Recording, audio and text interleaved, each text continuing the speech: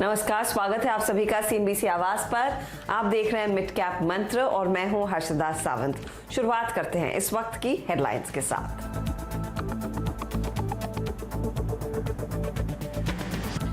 चार दिनों की गिरावट के बाद आज बाजार में कंसोलिडेशन 8,950 के करीब टिका निफ्टी बैंक में भी दिखा सुधार। Reliance industries, HDFC bank, ITC और एलएनटी दे रहे हैं बाजार को सपोर्ट। आज से खुला आरआईएल का राइट्स इशू। पहले ही दिन की ट्रेडिंग में राइट्स एंटाइटलमेंट में करीब 30% की बढ़त। सेबी के प्लेटफॉर्म पर पहली बार हो रही है राइट्स एंटाइटलमेंट की ट्रेडिंग। अदानी पावर की डीलिस्टिंग पर प्रमोटर्स की बातचीत शुरू। 25% पब्लिक शेयर का अधिग्रहण चाहते हैं प्रमोटर। एडवाइजर से चर्चा के बाद होगी बैंकर्स की नियुक्ति।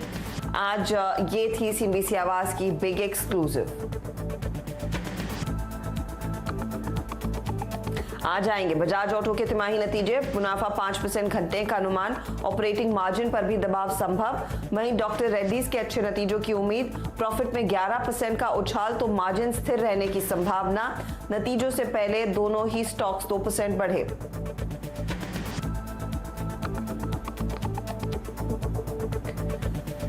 सीमेंट कंपनियों के लिए अहम दिन। दिग्गज अल्ट्राटेक और मिड कैप में जेके लक्ष्मी सीमेंट के नतीजे आज। अल्ट्राटेक के मुनाफे और आय में सुस्ती का अनुमान। कोरोना के चलते वॉल्यूम ग्रोथ में 15% की कमी संभव। और आज पश्चिम बंगाल और उड़ीसा के तट से टकराएगा महाचक्रवात अम्फान। तटीय राज्यों में अलर्ट। एनडीआरएफ की टीमें तैनात। लाखों लोगों को सुरक्षित स्थान पर पहुंचाया गया।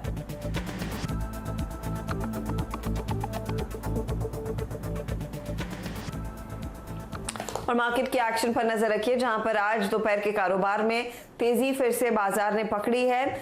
सीमित दायरे में ही सही लेकिन बढ़त के साथ कारोबार हो रहा है। 8,970 के आसपास या फिर 63 के आसपास इस समय निफ्टी पहुंचा है। तकरीबन 84 अंकों का उछाल। निफ्टी बैंक पर नजर रखिएगा, यहाँ पर 80 अंकों की बढ़त है और करीब 85 अंकों की बढ़त मिड कैप इंडेक्स में भी देखने को मिली है। ब्रॉडर मार्केट की चाल अब तक थोड़ी सी बेहतर थी, लेकिन अब गिरने वाले स्टॉक्स की संख्या धीरे धीरे करके बढ़ रही है, तो बहुत कम दायरा रह गया है बढ़ने और गिरने वाले शेयरों के बीच। वो आपको एडवांस डिक्लाइन रेशियो में साफ देखने को मिलेगा। तो ये फिलहाल मार्केट की स्थिति है। आपके सामने हाइलाइट्स लेकर आते हैं। आज हमने देखा है स्थिर कारोबार है, सीमित दायरे में कारोबार है, लेकिन 8950 को रिस्पेक्ट करता हुआ निफ्टी जरूर दिखाई दिया है और उसके ऊपर ही कारोबार इस समय बना हुआ है। याद रखिएगा आज का हाई करीब करीब 9000 का था। निफ्टी बैंक में भी आज हमने देखा है निचले लेवल से थोड़ी सी रिकवरी आई और यहां पर इस समय करीब करीब 80 अंकों की बढ़त देखने को मिली है। कुछ स्टॉक्स है जहां पर शॉर्ट कवरिंग का सहारा मिला है, लेकिन ओवरऑल स्टेबल सेशन है। अफलातून तेजी वाली स्थिति बिल्कुल नहीं देखने को मिली है। तेल गैस आज यहां से सपोर्ट मिल रहा है, गैस शेयर खास तौर से। कैपिटल गुड्स में आज हमने देखा निचले लेवल से रिकवरी देखने को मिली और एफएमसीजी एक पॉकेट है जहां पर आज अच्छी खासी तेजी बनती दिखाई दी है। मिड कैप पर आएंगे तो मिड कैप आईटी, क्योंकि एलएनटी इन्फोटेक के नंबर्स काफी बढ़िया थे तो वहां पर तेजी बनती दिखाई दी। सीमेंट शेयर और एनबीएफसी शेयरों में आज हमने देखा है अच्छी खासी बढ़त देखने को मिली है। दूसरी तरफ अगर आप गौर करें तो फार्मा शेयरों में एक सेक्युलर खरीदारी देखने को मिली है, अच्छी खासी बढ़त देखने को मिली है इस पूरे पॉकेट में। तो वो एक स्पेस है जो सपोर्ट कर रहा है और आप कह सकते हैं कि आज डिफेंसिव थोड़े से आगे हैं। आईटी हो, फार्मा हो या फिर एफएमसीजी शेयर हो, ये डिफेंसिव थीम मानी जाती है और उसमें ज्यादा रुझान है लोगों का तेजी का। तो आपकी स्ट्रैटेजी क्या होनी चाहिए? गावा साहब को जोड़ लेते हैं। गावा साहब आपको बताएंगे कि किन स्टॉक्स में इस समय ट्रेड करें और इंडेक्स पर इस समय क्या एक्सपोजर लेकर चले। गावा साहब 8970 के लेवल्स देखने को मिले थे कुछ ही देर पहले और अब फिर से 8960 के आसपास ट्रेड बनता दिखाई दे रहा है। क्या आपको लग रहा है सेकेंड हाफ में, खासतौर से आखिरी 2 घंटों के ट्रेड में 9000 की तरफ हम फिर से बढ़ सकते हैं? जी हाँ, मुझे ऐसा लगता है। Good afternoon to you Harshita. यहाँ पर लगता है कि जो आज का लो है शायद उसको रिस्पेक्ट कर ले और एक अपमूव मिल सकता है मुझे, और लगता है कि ये शायद 9000 की तरफ जाने की कोशिश करेगा। लेकिन आज फिर भी जो नजर आ रहा है, लग रहा है कि ये शॉर्ट कवरिंग हो रही है, क्योंकि कल शायद वीकली एक्सपायरी है इसीलिए, और नेक्स्ट वीक मंडे को छुट्टी है, तो शायद मेरे ख्याल से शॉर्ट कवरिंग थोड़ी बढ़ सकती है और इसका मुनाफा लेने का एक मौका मिल सकता है। आप किन स्टॉक्स के जरिए ट्रेड करेंगे? एक सेफ्टी मार्जिन डिफेंसिव बेट लिया हुआ है आज महिंद्रा एंड महिंद्रा, मुझे अच्छा लगता है, बहुत अच्छा चांस है कि 400 की तरफ जाने की पूरी कोशिश करेगा। स्टॉप होगा 385। और दूसरा है यूनाइटेड स्पिरिट्स, यहाँ पर पेंट अप डिमांड काफी है, पॉसिबल है कि इसका टाइम कुछ 600 का होगा, स्टॉप होगा 563 का। ओके, तो ये ट्रेड्स फिलहाल आप लेकर चले। एमएनएम में 400 के टारगेट के लिए तेजी की पोजीशन लेनी है। 385 का स्टॉप लॉस लगाना इंपॉर्टेंट रहेगा।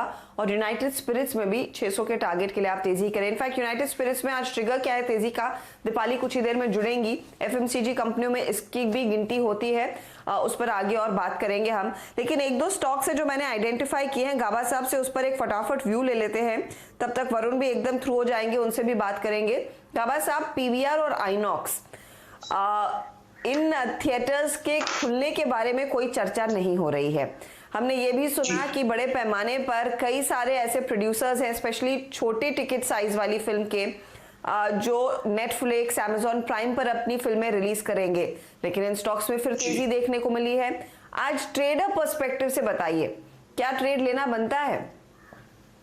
देखिए, ट्रेडर पर्सपेक्टिव के हिसाब से अगर मौका मिलता है तो निकलने का बनता है। किसी के पास है लोअर लेवल्स की कॉस्टिंग है, अपमूव है, लगता है कि शायद एक करीब 875 की तरफ जाएगा, वहां पर बहुत ही स्ट्रॉन्ग रेसिस्टेंस है। अगर मौका मिलता है तो निकल जाना चाहिए। और किसी को 1 या 2 दिन के लिए ट्रेड लेना है तो 805 का स्टॉप लगाइए, लेकिन 875 के पहले निकल जरूर जाना चाहिए। मेरे ख्याल से जो अपमूव मिला है रिएक्टिव अपमूव है, इसमें स्ट्रेंथ जो नजर आती है ये लगता है रिएक्टिव है।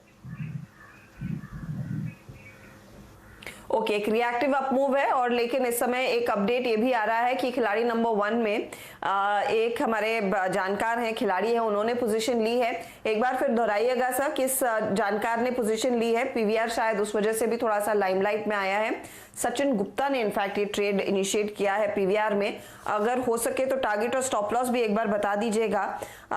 सचिन ने 980 का टारगेट दिया है इस पर्टिकुलर ट्रेड में, और स्टॉप लॉस जो है 718। 980 यानी कि थोड़ा सा टाइम लेगा।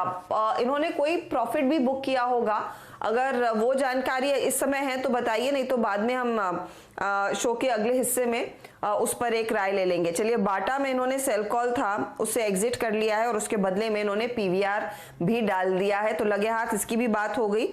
सचिन को लग रहा है 980 के लेवल्स आएंगे। गाबा साहब कह रहे हैं कि अगर आपके पास पोजीशन है इस उछाल में निकलने की जरूरत है, और 980 के लेवल्स को थोड़ा सा आपने टाइम देना होगा। ये फिलहाल सचिन की तरफ से अपडेट आया है। चलिए, एक दो और स्टॉक्स आपको मैं बता दूं जिसमें एक्शन है, और वरुण को भी फिर जोड़ लेंगे। गाबा साहब, पीवीआर और आइनॉक्स की बात होगी, लेकिन मैंने आपसे ये भी पूछा था कि एक नजर एलआईसी हाउसिंग पर भी रखिएगा। यहाँ पर ट्रेंड क्या आपको लग रहा है थोड़ा सा स्टेबल होगा? जी हाँ, ऐसा मुझे लग रहा है कि एलआईसी हाउसिंग एक बेहतर स्टॉक नजर आता है। पॉसिबल है कि इसका टारगेट 260 और 270 की तरफ जाने की कोशिश कर सकता है। ले लेना चाहिए, यहाँ पर स्टॉप होगा 240 का और एक बाय मोड बनता है एलआईसी।